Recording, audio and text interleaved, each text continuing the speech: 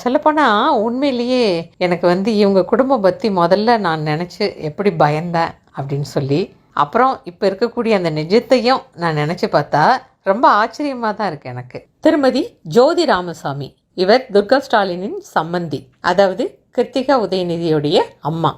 என்னென்னா, எங்கள் பொண்ணு கிருத்திகா அது காதலிக்குது அப்படின்னு சொல்லிட்டு அது வீட்டில் எங்கள் பொண்ணு சொன்னப்போ முதல்ல நான் அதை பெருசாக நினச்சிக்கல. காரணம் என்னென்னா, நானும் என் கணவரும் கூட நாங்கள் காதலித்து கல்யாணம் செஞ்சுக்கிட்டவங்க தான். நான் கன்வெர்ட்டட் கிறிஸ்டியன், எங்கள் வீட்டுக்காரங்க செட்டியார்.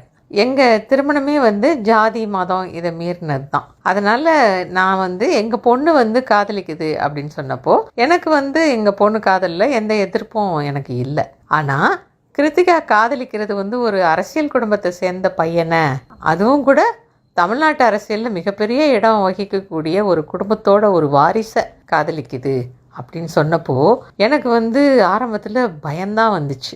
உதயாவும் கிருத்திகாவும் ஸ்கூல் படிக்கிறப்போ இருந்தே ஃப்ரெண்ட்ஸு, ஒன்றா பேசுவாங்க, அதெல்லாமே எனக்கு தெரியும். ஆனால் அவங்க காதலிக்கிறாங்க அப்படின்லாம் எனக்கு தெரியாது. தெரிஞ்சதுமே ஐயோ இது சரியாக வருமா அப்படின்னு சொல்லிட்டு முதல்ல எனக்கு பயம்தான் வந்துச்சு. ஒரு பக்கம் அரசியல் ரீதியாக மிகப்பெரிய ஒரு குடும்பம், இன்னொரு பக்கம் பார்த்தா மிகப்பெரிய கூட்டு குடும்பம் அவங்களோடது. அண்ணன் தம்பி மருமகள் எல்லாம் அவங்களுடைய ஒரு பெரியவருடைய குடும்பங்கள் எல்லாம் ஒன்றோட ஒன்று பிணைஞ்ச ஒரு கூட்டு குடும்பம். அது அக்கா, அண்ணன், தம்பி, தங்க, அத்தை, மாமா அப்படின்னு சொல்லிட்டு நிறைய வீட்டில் அத்தனை பேருமே ரொம்ப அன்பாக, ரொம்ப வீடு முழுக்க உறவினர்கள் இருக்கக்கூடிய ஒரு கூட்டு குடும்பம். ஆனால் நாங்களும் ரொம்ப அமைதியான ஒரு சாதாரண சின்ன குடும்பம் எங்களோடது. தவிர எங்கள் பொண்ணு கிருத்திகாவுக்கு எல்லா விஷயத்துலேயும் முழு சுதந்திரம் கொடுத்து நான் வளர்ச்சி வச்சுருந்தோம். நாங்கள் எதுனாலும் சரி நேருக்கு நேராக எங்கள் பொண்ணு பேசிடும். அது மாதிரி ஒரு தைரியமான பொண்ணாக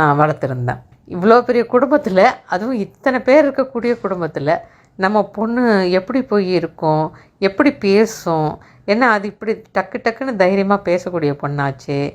இப்படி நம்ம பொண்ணை அவங்க எப்படி வச்சுப்பாங்க அப்படிலாம் நினச்சி நான் நிறைய ரொம்ப பயந்து போயிட்டேன். ஆனால் பசங்க உதயாவும் சரி கிருத்திகாவும் சரி அவங்க காதலில் அவங்க உறுதியாகவே இருந்தாங்க. எனக்கு ஒன்றுமே புரியல. அதுக்குள்ளே ஒரு நாள் அவங்க சைடில் இருந்து சில குடும்ப நண்பர்கள் வந்து பேசினாங்க.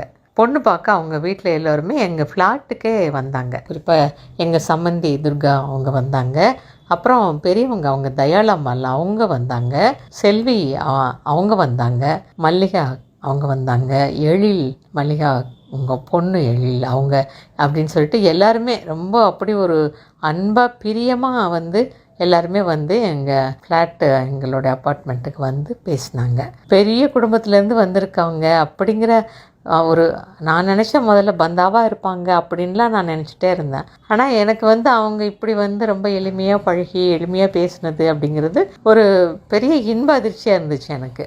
நான் ரொம்ப பேசவே இல்லை. எனக்கு அப்படியே தொண்டை எழும்பவே இல்லை. எப்படி அந்த ஃபங்க்ஷன் நடந்துச்சு, எப்படி முடிஞ்சிச்சு அப்படின்னு கூட எனக்கு தெரியல. நான் அப்படியே கொஞ்சம் பிரம்ம பிடிச்சி மிதந்தபடியே தான் இருந்தேன் அன்றைக்கி முழுசுமே.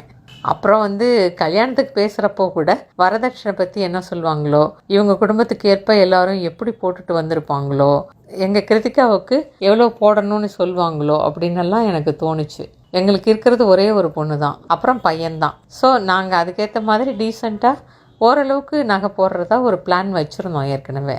ஆனால் நகை போடுறதை பற்றி பேச்சு வந்த உடனே எங்கள் சம்மந்தியம்மா அவங்க துர்கா ஸ்டாலின் அவங்க இருக்காங்களே, அவங்க ஏங்க பொண்ணை மட்டும் அனுப்பிச்சி வைங்க போதும் அப்படின்னு சொல்லிட்டு அவங்க சொன்னாங்க. அவங்க மனசு எனக்கு அவங்க வார்த்தைகள்லேயே எனக்கு புரிஞ்சது. நம்ம பொண்ணு போகிற இடத்துல நல்லா இருப்பா அப்படின்னு அவங்க வார்த்தைகள் எனக்கு ஒரு பெரிய நம்பிக்கையே கொடுத்துச்சு.